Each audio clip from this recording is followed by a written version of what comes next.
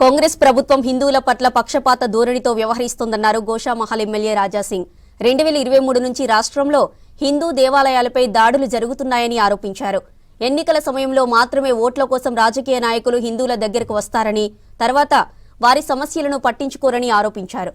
ప్రస్తుతం రాష్ట్రం గోమాంసం వ్యాపారానికి హబ్గా మారిందని ఆవేదన వ్యక్తం చేశారు.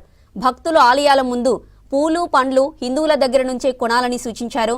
సఫిల్గూడ కట్టమైసం ఆలయాన్ని సందర్శించారు రాజాసింగ్. ఆలయాన్ని అపవిత్రం చేసిన వ్యక్తిని కఠినంగా శిక్షించాలని డిమాండ్ చేశారు.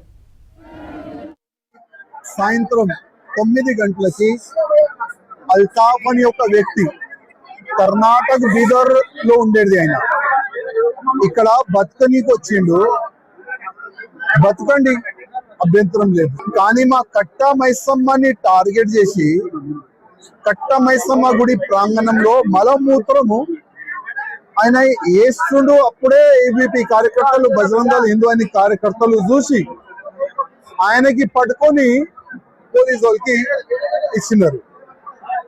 ఇది ఒక్క టెంపుల్ టార్గెట్ కాదు. కాంగ్రెస్ గవర్నమెంట్ వచ్చిన తర్వాత ప్రత్యేకంగా మా హిందూ గుళ్ళకే టార్గెట్ చేస్తున్నారు.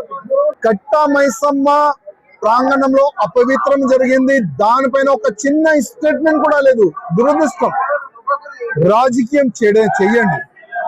ఏ విధంగా ఆ నాస్తికుడు కేటీఆర్ రాజకీయం చేస్తాడు, మీరు కూడా చేయండి, నో ప్రాబ్లం. మీకు ఏ విధంగా ముస్లిం ఓటేస్తారు, అదే విధంగా హిందువులు కూడా మీకు ఓటేస్తారు.